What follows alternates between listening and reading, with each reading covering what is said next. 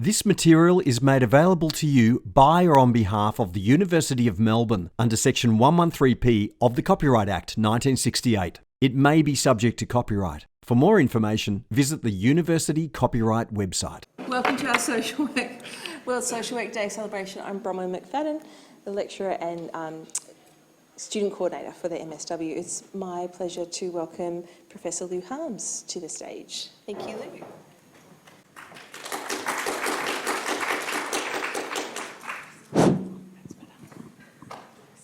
Thank you, Bronwyn. I always feel like you need to sing with these hand mics, but I promise I won't.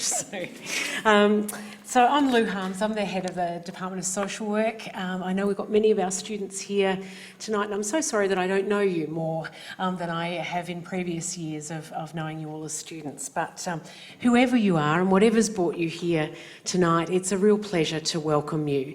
It's an important gathering on World Social Work Day, and so as we gather, I want to open tonight by acknowledging the lands on which we're living and working and being excellent social workers. So here we are on the lands of the Wurundjeri people of the Kulin Nation, lands that were never ceded, lands that continue to give us places and spaces for learning and coming together. And so in that acknowledgement, I want to acknowledge the elders, past and present, of the Wurundjeri people. I certainly want to acknowledge any First Nations people here with us tonight, colleagues, staff and students, and celebrate that contribution to Indigenous social work knowledge that you are all making. So in making the welcome to you all, so acknowledging country, I also wanted to repeat the university's word of welcome, Wominjeka, and hopefully for all of you who are studying on this campus, that's a very familiar word to you now, the word of welcome in Wurrung language. But importantly for today's celebration of social work, I want to repeat that because it actually means come with purpose. And so I think in our coming today to this event, in coming to social work, in coming to campus, that come with purpose is so, so important for every day of our working lives. And I think it's a lovely call to us all to really reaffirm that commitment today to social work, wherever you are practicing it, wherever you have practiced social work, and wherever you will in the future. So here we are today to celebrate World Social Work Day. We're typically humble as a profession. We don't like to make a loud noise about what we often do. Wherever you end up working, you'll probably do that relatively quietly. But I think it's an important day to do both the quiet affirmation of who we are as social workers and the loud celebration of who we are as social workers. So calling out to each other the work that you're seeing happen around you through the lens of our discipline. So I encourage you to do the quiet and the loud celebration, and maybe this evening's going to be all about that. I'll leave that with the panel to think about. I just want to say a couple of words about today's, the theme of World Social Work Day. It's quite a challenging theme to actually get your head around, respecting diversity through joint social action, and to think about how that lands for us in all of the areas of social work that we work and think. And really today's theme is about affirming that local change that can happen.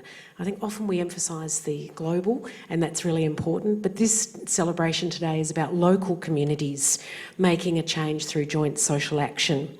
So today I've been actually over at the Alfred Hospital giving a keynote speech to the 60 social workers over there and really encourage them to think about the social action and diversity agenda that we've got in social work education, in social work practice and in our social work workforce.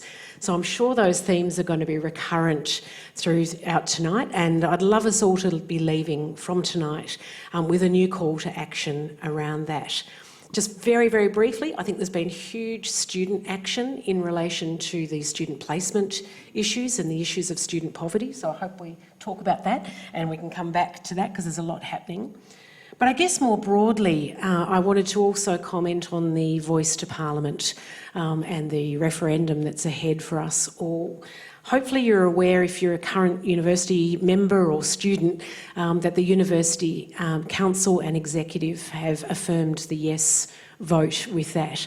And I think it's really an interesting and really vital decision to get behind, because actually it's been joint social action, it's been bipartisan support for a voice to Parliament through all our Prime Ministers. So I hope we can stand as a profession and as a department to really recognise that diversity through joint social action later in the year. So make that statement, and we'll be saying more about that throughout this year. So we've got lots to talk about tonight, and I'm going to very shortly hand over the mic. Before I do, I want to say some really important thank yous. I think it was only a matter of a few weeks ago that we said we should do something for World Social Work Day, and here we are. So I want to thank Bronwyn for really rallying us all for tonight's event and doing all the thinking around tonight. It's so important that we come together and do these things. So thank you, Bronwyn. And I would also like to thank David Gallant, for all the work in getting us on 3CR this morning, and Julie, who was part of that as well, and Kath, and many others who've driven the agenda of us coming together to celebrate social work and to continue that commitment. So come with purpose to tonight. I'm going to invite the panellists to come with purpose now, and we'll get started. So Dave, Bronwyn, I'm going to hand the microphone to you. Thank you, Lou.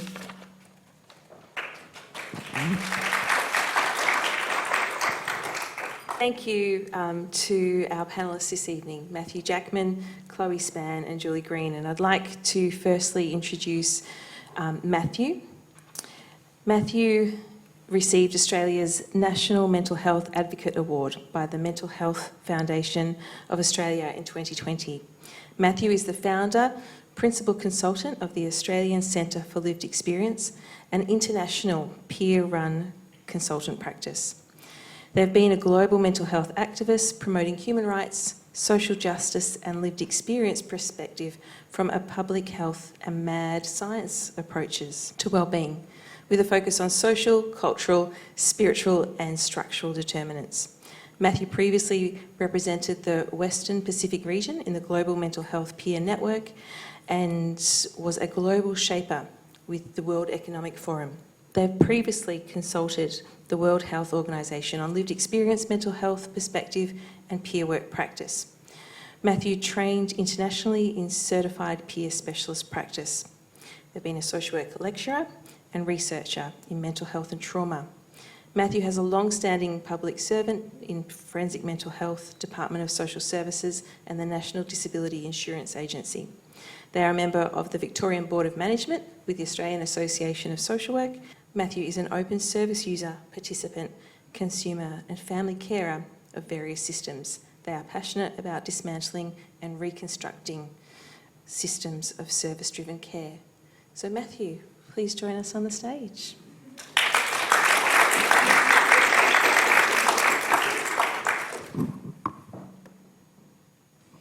Next, I'd like to introduce Chloe Spann. Chloe is the Victorian Clinical Services Manager for Family Drug Support Australia and is responsible for running support groups, community workshops and the Family Drug Support flagship program, Stepping Stones, for families supporting someone affected by alcohol and drug use. She has a background in case management for people receiving unemployment benefits, is the founding secretary of Students for Sensible Drug Policy Australia, a board member of Harm Reduction Australia and a registered social worker with the AASW. In the past, Chloe was selected for the 2021 AASW Excellence Award for Student of the Year from our university, and more recently the 2022 Tandem Carers Individual Community Award for exceptional compassion and consistent support for families in AOD. Please welcome Chloe to the stage.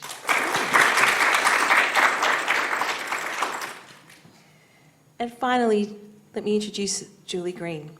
Julie works in the Violence Against Women and Children Research Team in the Department of Social Work at the University of Melbourne.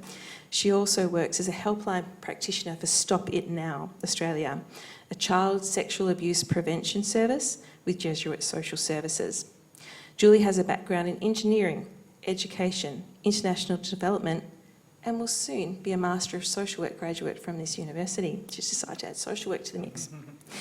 Her major interest is in child sexual abuse prevention and response, with a particular focus on harmful sexual behaviour, child sexual exploitation, and the lived experience of families of perpetrators. She is passionate about advocacy and ensuring everyone has access to support and services. And with that said, Julie is your secretary for SWAGs. Yay!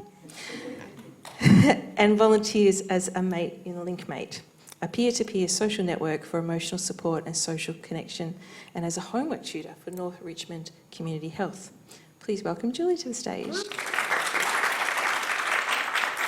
And finally, your Master of Ceremonies for this evening is Dr David Gallant. Please come to the stage, Dave, who is our department's engagement lead and lecturer for Indigenous practice, social work practice with Indigenous communities. Wonderful.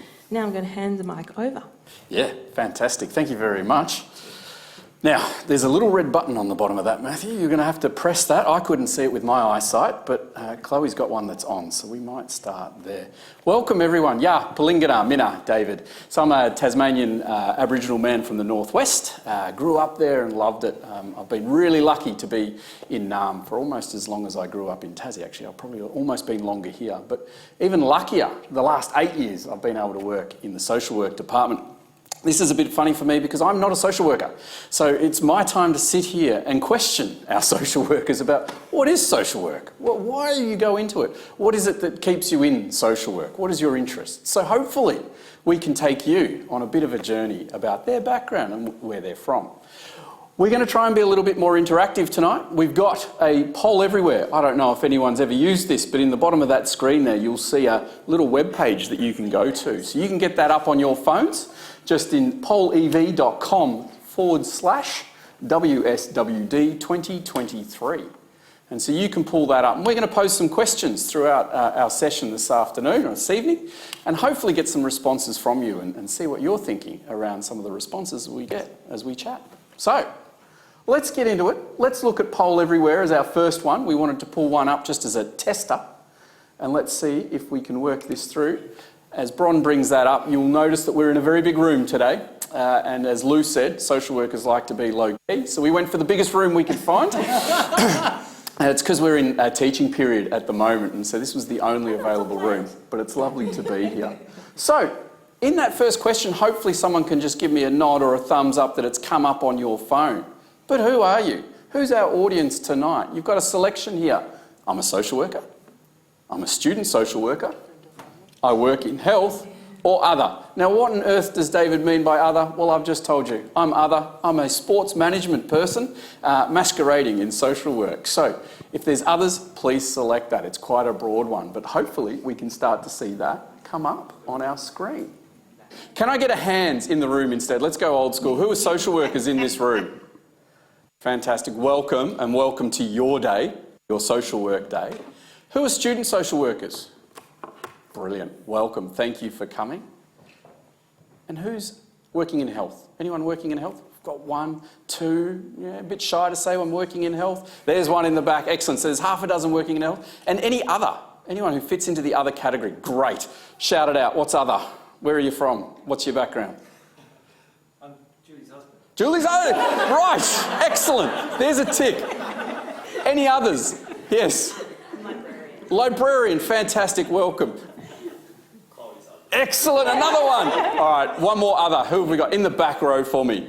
Secondary school teachers. Fantastic. Secondary school teachers. Welcome to everyone. It's great to have you in the room, as I said.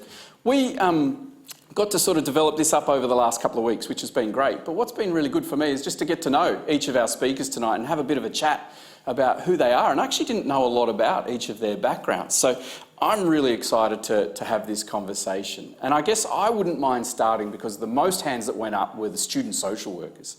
So I might ask Julie, I heard you on the radio this morning. It was pretty amazing. I thought your background and where you've come from is just extraordinary. So what actually led you to social work? Why did you come to social work after all that you've done? It's a very good question, and it's quite a long, it's not going to be a short answer necessarily. I started life as an engineer, so I did my undergraduate here at Melbourne, and I did a double degree. I did a science engineering degree, and I went into the telecommunications engineering industry, and I worked there for sort of 7 years, tried all sorts of different things. I was hardware, I was software, I went consulting, I went market strategy, and it just wasn't me. It just didn't have the human connection, so I was like, what can I do? And I had this kind of list of, as a paramedic, I think a nurse, teacher. It's like, yeah, teacher. And I happened to be in the UK at the time because my sister was going to be getting married. And I thought, and it just opened up for a PGCE there. And I was like, great. So I went to Norwich and I did a year and I became a secondary school mathematics teacher. So I started doing that. That's where I met Julie's husband as well. And we went to international schools, we started teaching in different places, different countries and that kind of thing, and then I decided a master's would be great. So I did a master's of international crisis management in Monash, and then I started doing some really long-term, the Australian Volunteer and Development programs. So I went to the Philippines initially, working in primary school around feeding programs and things, empowering parents with their children, and then went on to Samoa to work in early childhood this time. And this was a policy. This was around helping them put together a national policy for their early childhood education. So somehow I weaved my way back into teaching, and we were in Uganda at the time, and I was sort of starting to feel that teaching wasn't quite, I was burning out. Anyone who teaches at the back, you know this. Teaching's hard. It's especially secondary school. Try teaching mathematics to secondary school students. And I was really wanting something more, and I wanted more human connection. The teaching wasn't quite doing it for me. And I was working on a global project called Project Lockdown, and we were mapping human rights and digital rights across what had happened in the pandemic. And a colleague that I was working with said, hey, I'm thinking about doing a Master of Social Work. I was like, ooh, that sounds really interesting. So I started looking up about it, and it was just like, and immediately, everything, like the social work values, everything was just resonating, it was aligning with me, and I just thought, this is it. So I applied to all the universities in Australia, and do you want me to keep telling the story? And here please. I am. No, keep going? Yeah, absolutely. Okay. Yeah. And so, of course, Melbourne Uni, I had a big place in my heart for Melbourne University, having done my undergraduate here, and it has a very good reputation. But also, when I looked at the course, partly it was a qualifying course, which I wanted to have, so I wanted that sort of qualifying for the AASW.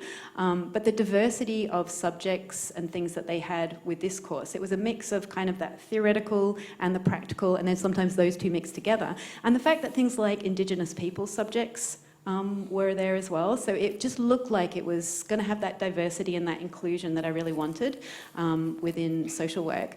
And Melbourne University were the first. They were They were really fast to get back to me with an offer. So I was like, all right. And of course, then the problem was that we were in Uganda and Morrison had closed. Like everything was closed. The borders were closed. They were only letting in about one flight every couple of months or something, so we had to wait. So I did my first 6 months of the MSW in Uganda while we waited to get on a plane, and then ended up having to fly into Adelaide because Dan Andrews had closed the airport here in Melbourne. But we eventually made it back. Wonderful. So you can see Julie's background. It's pretty amazing, but I love the passion and where you're coming from and what's drawn you. But I'm going to come back to that story. When I was reading about Matthew's work, I came across this word, and it's stumped me a few times, and forgive me because I am sport management, but this idea of the mad movement, mad pride you wrote about, and I'm really interested. So, we heard that you're the founder, the principal consultant of your own business of the Australian Centre for Lived Experience. But I still don't understand this mad theme, this mad movement. So can you explain that to us and why it's so important and its relationship to this year's theme, which is that diversity and inclusion? Just like an interview, multiple questions in one. Thanks, David. I'm going to do a Julian stand because I've been teaching online and will remain that way for the rest of the semester, so it's nice to stand. Yeah, it's a great question, and it, I guess, ties in with how I came to social work, which was through my own lived and living experience and access to service. I found myself in a food science degree straight out of school, I went to a very low SES school, grew up in very severe poverty in a single parent household, and was a young carer to my younger siblings who had very ongoing mental health issues after having lost our mother to suicide.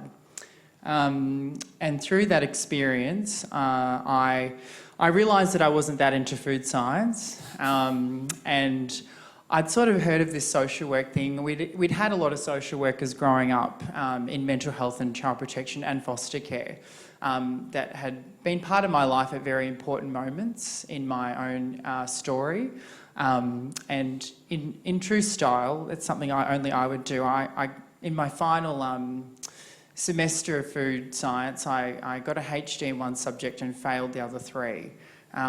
So clearly, the one that I got a HD in was much more related to, human sciences. So that's how I ended up in social work. It was a little bit coincidental, a bit by luck, but it was something that I think was always within me. And then that really led to, wanting to mobilise my own experiences of service use, my own family care experiences as well, and get more connected with the consumer community in mental health.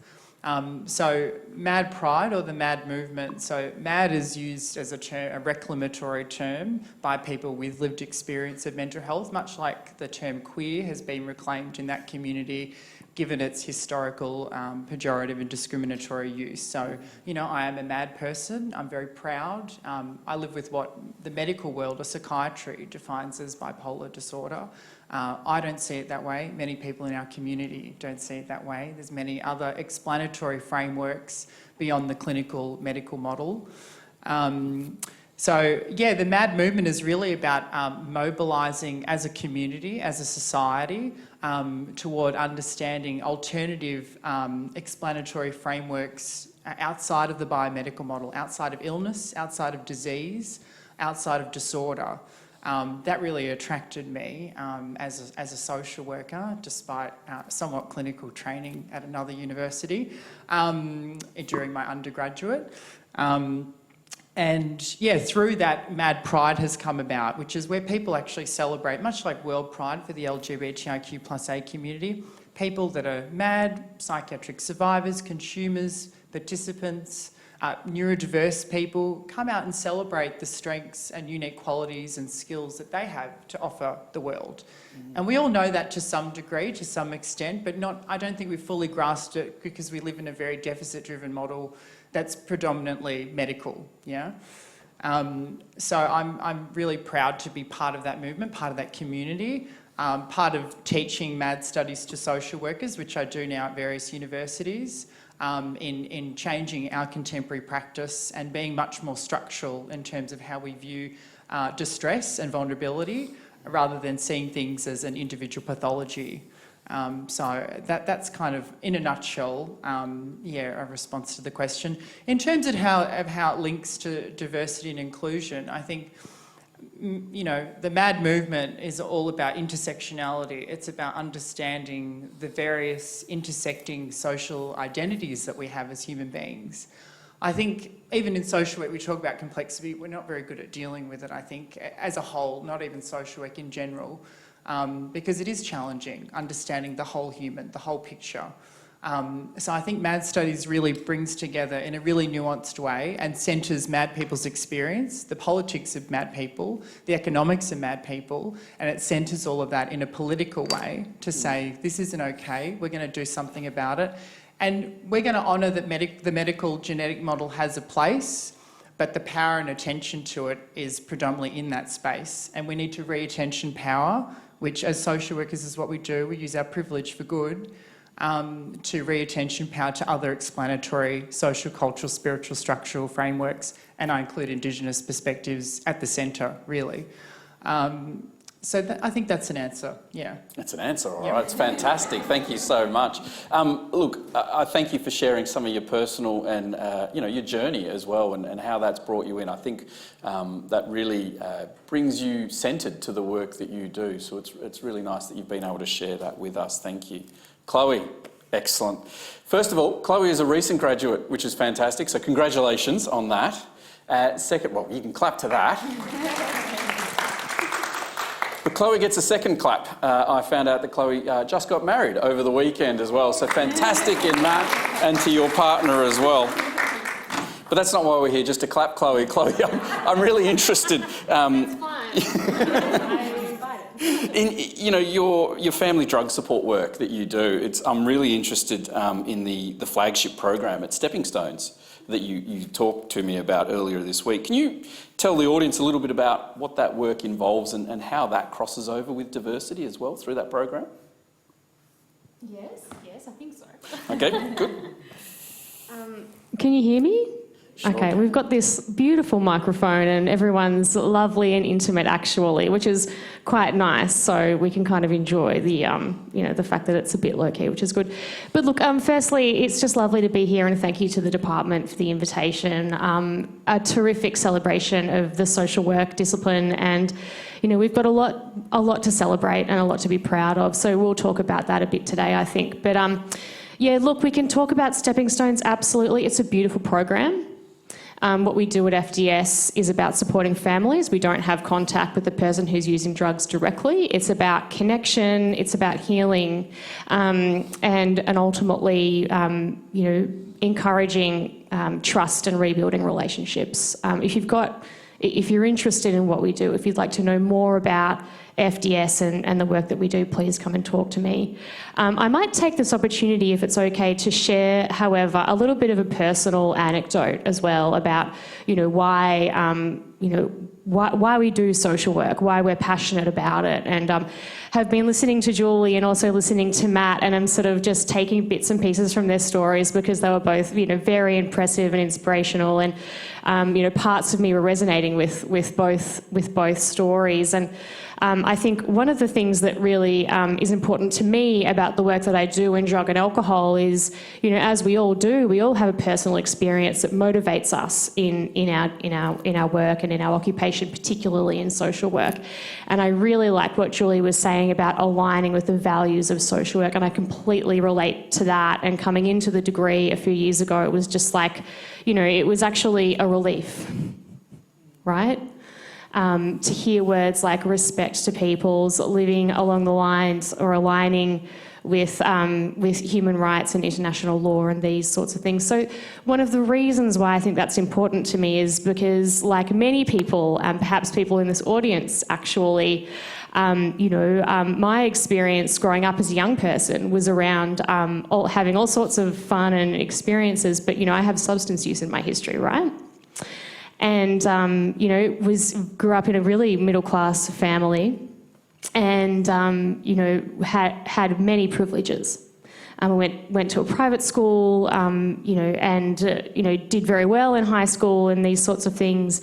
And the thing that really got me, though, was that regardless of how fabulous, my parents did of doing co-parenting, right? So they separated when I was young, but they kind of got over that and, managed to do co-parenting, whatever, is that even though they were such a loving, caring family, approaching them when I actually, probably really needed the help around the fact that I was actually, using fairly heavy substance use was not available. Do you know? I wasn't able to reach out to the people that, mattered to me the most when I probably needed them, a lot at that time. So managed it all by myself and alone and those sorts of things. But I think that talks to the principles of why we're all here a bit, because in social work you've got the opportunity to kind of fill gaps, and talk about social justice and talk about fairness and inclusion. We want to talk about inclusion. Well, there's lots of different areas of our community that deserve a lot better. And for me, as somebody who has, all the privileges in the world, still feeling unable to come out and reach out to my family, friends and community about that was, a really, it hit home. So that's what social work for me is about, and particularly my work in FDS. Wonderful. Thank you very much. Something that's standing out. Yeah, please. Another clap. Something that's really standing out for me is just the humbleness of all three of you in the way that you're happy to share your stories and give us a real insight into what's brought you here. One of the things that I asked each of the guests to do was to come up with a question to ask the audience, and I'm not sure how Poll Everywhere is going, but Julie sent through this question that it took me so long to wrap my head around. I thought, you know what, I'm just going to ask Julie what this means. So, Julie, bear with me, I have to read this out, but you've said here, I believe co-design, co-production, co-developing, co-building, co-realising, co-living, co-creating, why co-everything by the sounds of it, is so important in the work that you do. So can you explain what you're going on about here and why co-everything is so important? Sure. I think it's something that is kind of, I think the opportunity that I've had to live in different countries and different cultures, I think it's been a journey for me. And I think it became something that I could verbalise once I got into the MSW, and particularly on my first placement. I did a research placement in the department with Kath Selleck, and it was a lived experience. It was all around family care workforce, and we were really trying to understand their experiences and that kind of thing. And it was all co-production.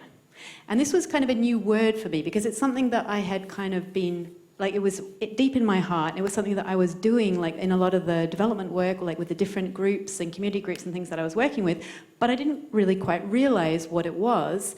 And I think co-production is a way of, it's kind of bringing everybody in type thing. And some of the principles, it's very respectful, it's very participative, it's very, very inclusive, and it's very much about you bring everybody on from the very beginning. And I think that's one of the things that we often do in projects is we come up with the project idea, the proposal, whatever. We start something and then go, oh, we better get some people in and see what they think, yeah? And that's the whole thing with co-production. You're literally starting with a blank page, a blank slate, with everybody at the table.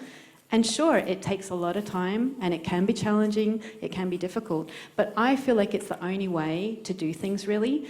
And I think you get a really tailored, you get a really localised solution, and something that's sustainable, that is going to last, you know, because everybody's had a say and they have an ownership in it. And I think that's a really important thing in life. I think it's something that we don't think enough about, that people need ownership in things, you know, and if we're going to sign up to things, if we're going to do things, if we want to get people involved, then they need to be part of that process as well. And I think one of the other lovely things about the COs is it's also about building on existing capacity. So I won't say building capacity because everybody has lots of capacity already, and I find that a really kind of patronising thing in a way. It's really building on their existing capacity and building on it in a way they want to. So do you know what I mean? And you do that through the project. So it's this beautiful kind of, you know, mutually growing, collaborating, learning type of thing. So I am a co-everything always. Excellent. Thank you so much, Julie. Chloe, you're on the board of Harm Reduction Australia. Can you talk to me about the work that's being done around advocacy and social inclusion on that board? Yeah, absolutely. Social inclusion with Harm Reduction Australia. So HRA is, it's an independent body. It's obviously not funded by any government, and it's there to have a voice and to represent its members, essentially, who are people in law enforcement, in health, in disciplines like social work, and just members of the community that want to progress harm reduction. Okay, and just talking about advocacy, what I would say is one of the reasons why I think it's important that we're able to share our personal stories is because that is advocacy. You know, it's sort of saying to everybody, it's setting an example to start with, so other people can get up and actually, you know, do the same. They're not so afraid. There's an invitation to seek help. There's an invitation to come out and speak for yourself in a safe space. Okay. So in many ways, by doing what we're doing here today, it's sort of saying, you know, this is what somebody with mental health and substance use may look like. Okay, so that's advocacy in itself, and I think Harm Reduction Australia really represents that as well. But look, I mean, we're there to progress drug law reform. Okay, we want to see better policies for families and communities that are impacted by unfair and unjust policies. If you want to talk about the war or the prohibition of currently illegal drugs, if that's something that you're interested in drug and alcohol, my gosh, have a look at the definition of harm reduction at the Harm Reduction International website, because it is in the wheelhouse of social work practice. I couldn't emphasise that anymore. What harm reduction even means is it's saying that, some people will say abstinence is the gold standard of harm reduction. Sure, you can argue that point. But the reality is that, if you've got a dependence on alcohol or drugs, is it reasonable to presume that you're able just to give up drugs? Absolutely not. We know that people use drugs in society. They're always going to. It's been with us, in many, many different cultures throughout history. It is actually, I would go to say, a normal thing to do. And I'm not condoning or condemning drug use by saying that, but what I am doing is I'm trying to have a reality-based view about it, okay? So when we talk about harm reduction policies, we're talking about giving people access to universal health care. We're talking about not judging people on the basis of their substance use preference. We're saying that primary health, like injecting centres, needle and syringe programs, like drug checking centres, should be available to people who need it. So at the moment, we allspice Pill Testing Australia, which is an organisation which offers governments all around Australia a free pill testing or drug checking trial. Obviously, the ACT has taken us up on that over the last few years. We had 2 trials at Groove and the Moo. The findings, even though there was a smaller sample, were also quite intriguing. There were a lot of people who threw away their drugs after they got tested because they realised they had dangerous substances in them like N-ethylpentylone that they didn't expect to be using that day. And just with that little bit of health advice, they made different decisions. And what I would say about it is if you look to the UK, it's really, really interesting. Because in those drug-using communities, people who go to festivals, it's not actually very socially acceptable. Like, it's a bit uncool to use untested drugs. So it's really inappropriate to drink drive in Australia because we have harm reduction laws that say, that's uncouth, okay? So this is the power of policy, do you know? In Australia, that anecdotally amongst, some of my social network and friends, there's a real kind of cowboy aspect, people will just use anything they can because they haven't got the option to get it tested. So we just want people to have better options and better information. Wow, thank you, Chloe. That's wonderful. Now, I'm waiting for Bron to give me a wind-up or some time or how are we travelling and whether or not we can get that last poll everywhere question and why we do that. If it doesn't work, that's fine. But I might ask Matthew, another one around your bio that I was reading was this justice-driven care. Can you explain this to me a little bit more and how this actually supports diversity and social action work that you're doing? Yeah, I think it's a complicated concept in many ways because we live in a capitalist, individualist, liberalist society that's been colonised from a particular perspective. Therefore, the structures of society, economically, politically, socially, are set up in an unequal way, to privilege some and to discriminate and others.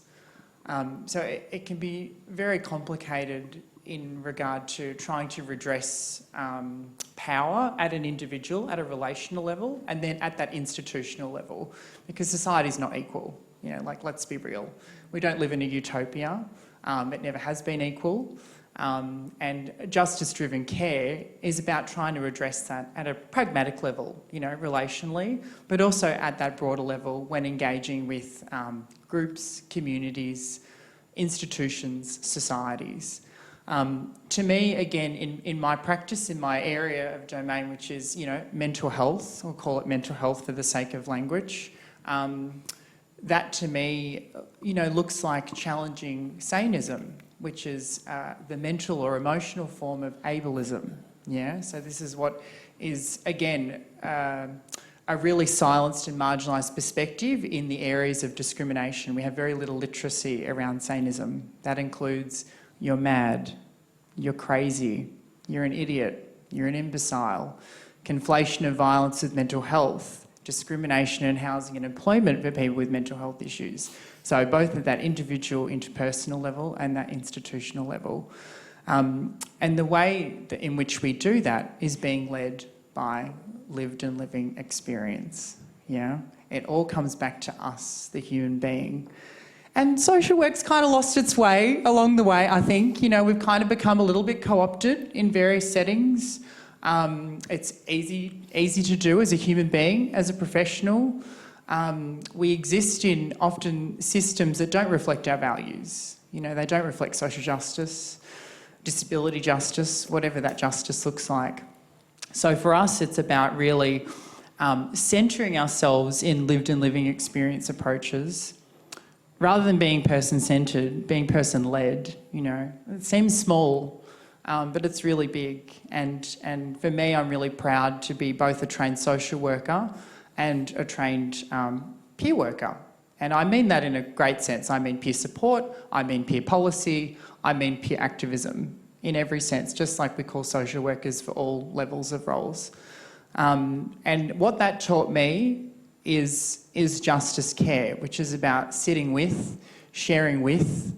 I'm not an expert, and I'm there to learn, you know. So there's been a big paradigm shift for me in being trained as a lived and living experience practitioner.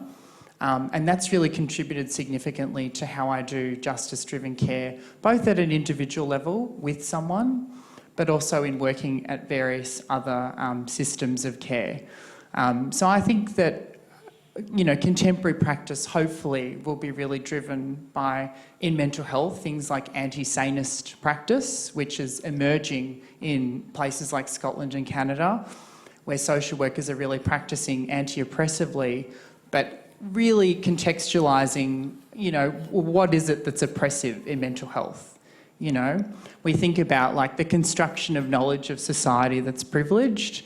You know, we have biology or biological science at the top, which equates to medicine, psychiatry. You know, we have lived and living experience at the bottom, along with Indigenous knowledges. Social work doesn't fit very much above that in terms of sociology, occupational science, occupational therapy, and then you've got the psych sciences, psychology, psychiatric nursing, that, you know, head up to the medical, biological, knowledge. So I think for us it's about paying attention to the power that's given to knowledge in society, which is beyond mental health, it's beyond social work, it's a global industrial complex, and getting involved in social movements. Social workers don't have a great tendency of galvanising, unionising, coming together as a collective and really being vocal about that publicly, because we're often employed by institutions of social control and oppression. So I think there's a great space for us to really come together as a collective and get more involved in social movements, and I think that that's how we can do justice-driven care at an institutional level. And I think we have a lot to learn from the lived and living experience disciplines and how to work at an individual level. Great. Yep. Wow. Thank you, Matthew. Fantastic. So I can see Poll Everywhere is not working that well, but for some reason there's a question that's come up and everyone can put questions. So I'm just going to put us into what I'm going to now just term in the last 5 seconds that I thought about is a quick round, 30-second responses to some of these questions from each of you. But what is the biggest challenge you face in social work? And I've limited it to 30 seconds because there are so many challenges. But what's the biggest one? And I'm not fussed who would like to start this round. Go for it, Julie. In 30 seconds, I think the biggest challenge is that there's just so much to be done. and for me, it's kind of a slightly overwhelming, do you know what I mean, blow my mind, where do I start type thing. So I think in a way, it's that, you know, knowing, like, where do I start and which group? There's so many voices that we don't hear, you know, how do we hear them? And so I would say 30 seconds, so I must be on. Well done, Julie. Must be on, isn't it? To task. Perfect. Yeah, I agree. I think that there's obviously a lot to cover, and one of the issues with social work is that we're very broad. In fact, where are the boundaries of social work really compared to something like psychology, which has just one single manual that you can go and deliver psych services from, you know? So I think that's a huge challenge. But what I would say is that I think it's got to do with people stepping back. Social workers in their practice stepping back and allowing the people who they're working with to step in and sharing power. Thanks, Claire. Yeah, I think I mentioned it previously. I think it's the construction of knowledge in society, which is called epistemology in the research world.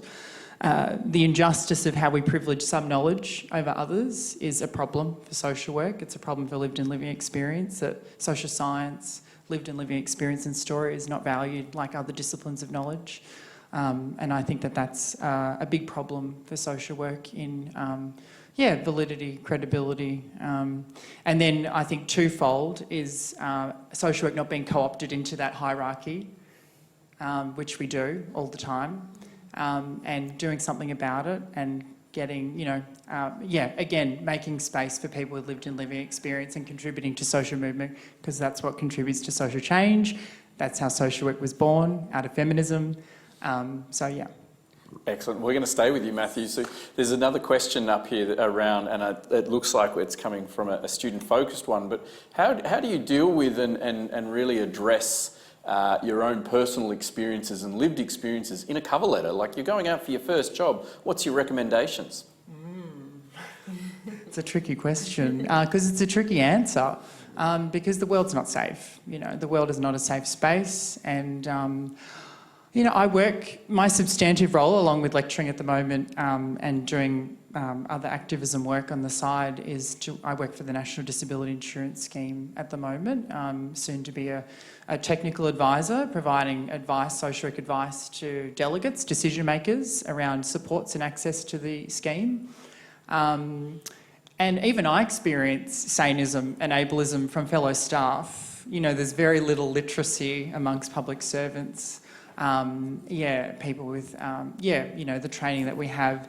I would say it's about, some of it's about trust, some of it's about what's the intention, behind the role, what's the position description, what's the organisational culture and values, do you feel like it's a safe space? It might be worth having a conversation with the person on the position description prior to doing that. But I certainly wouldn't advocate for just sharing your story wherever, whenever, because it can come to bite you, unfortunately, because we live in a sanist world. Yep, thank you. Chloe, same question for you. How would you address in a cover letter lived experience? Yeah, well, I think Matthew's probably covered quite a lot of that.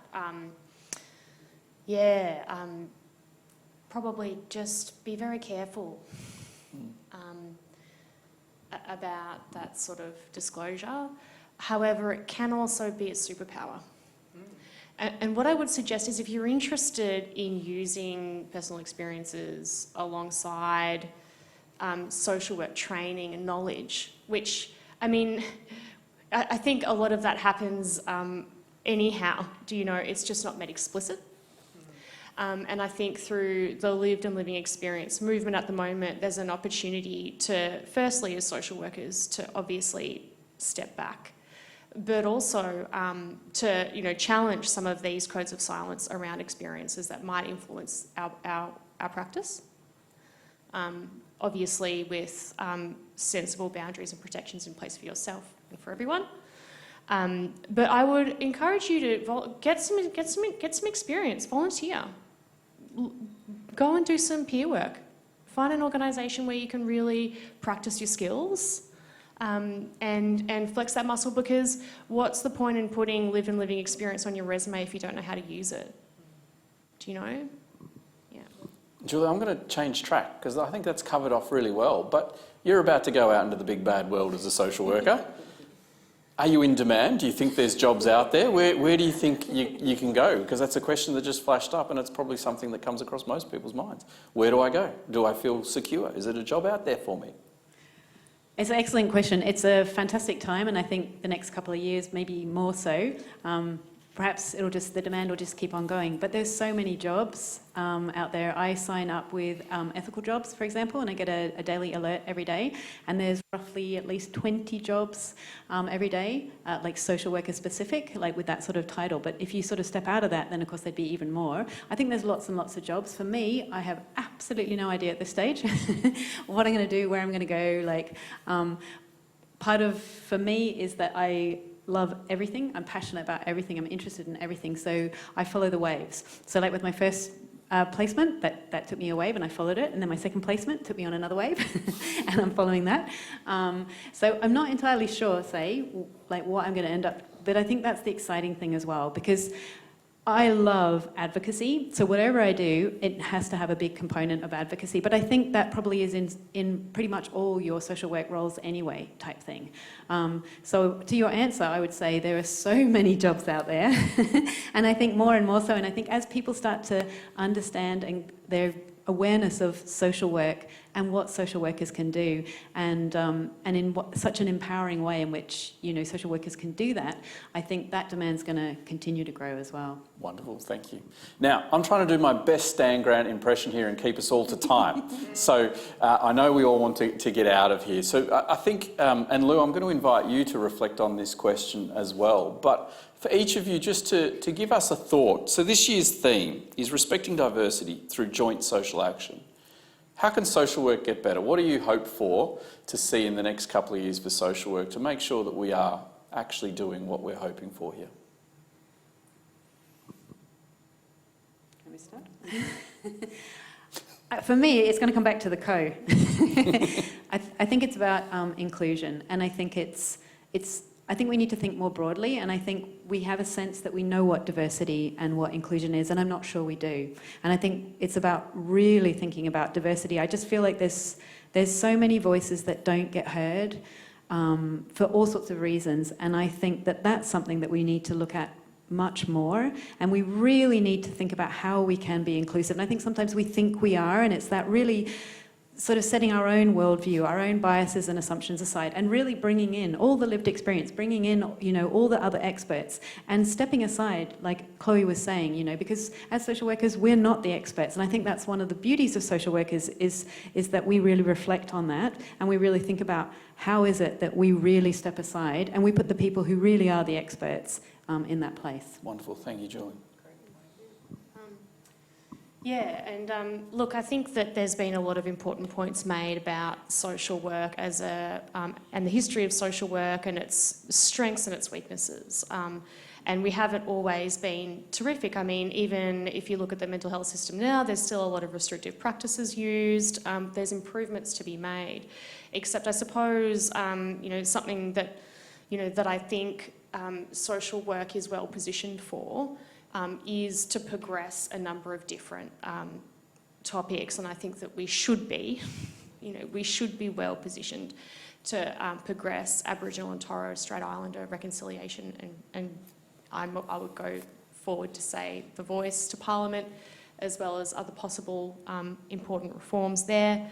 And I think that the lived and living experience movement is also an important opportunity. But if there's anything that I think is the most important thing that anybody can practice, it's probably just coming back to the core of what we do, and that's to listen.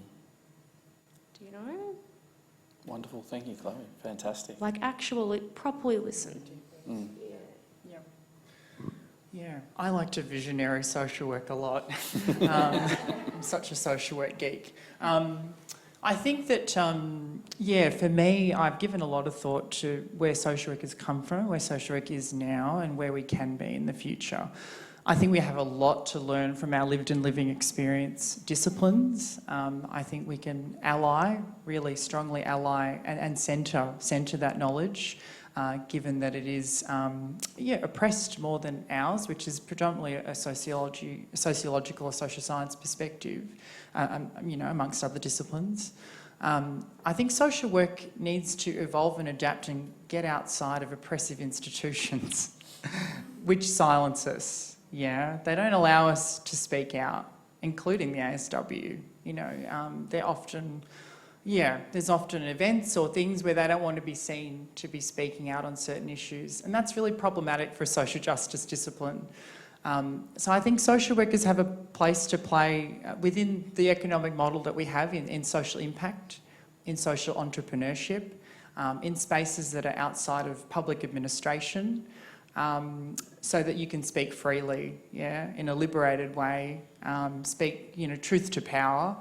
And our biggest thing is, I think, like I was saying before, is galvanising, unionising, coming together as a collective, both nationally and internationally. I was saying earlier, before I was speaking with the UN Commissioner to the International Federation of Social Work this morning, because that's what I do at 7 a.m.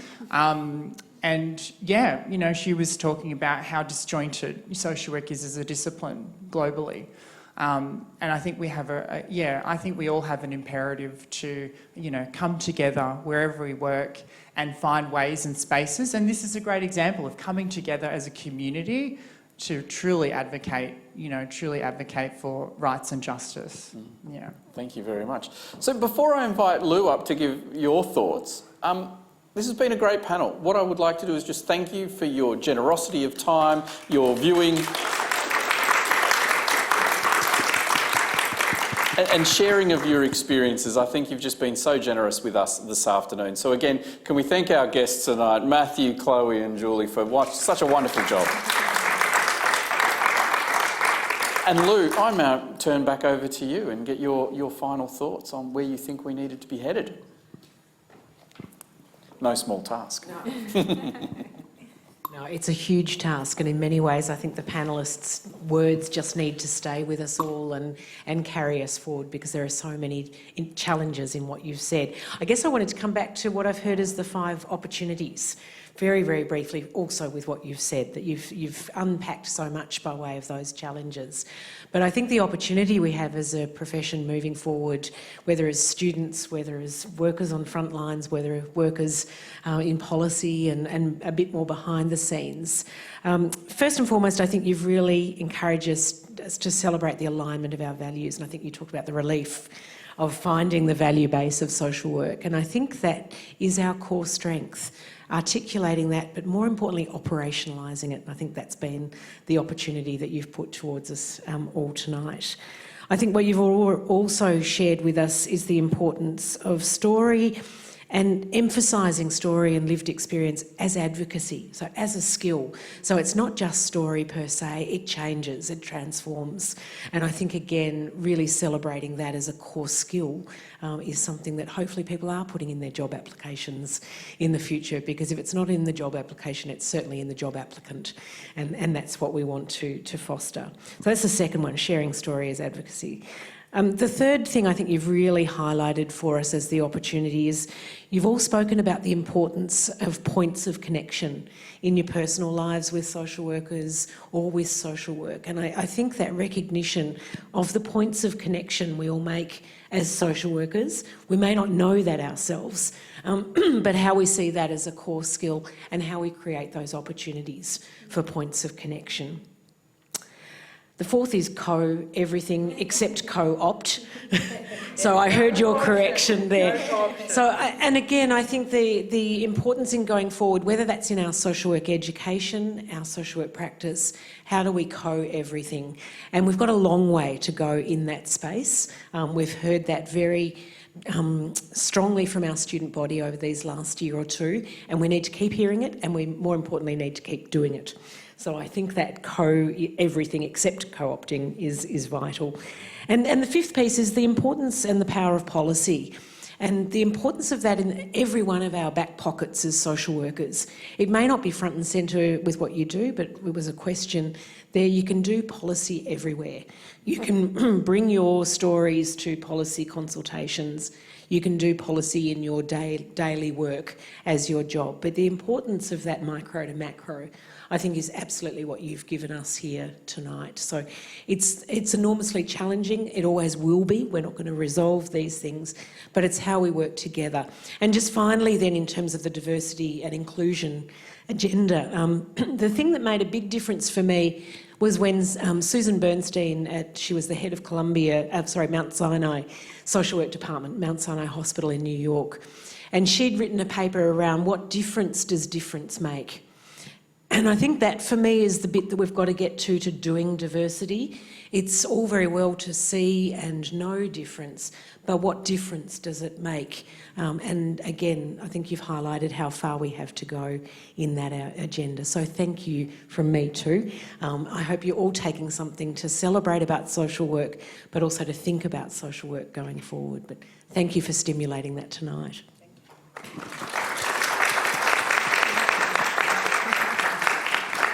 Thank you, everyone.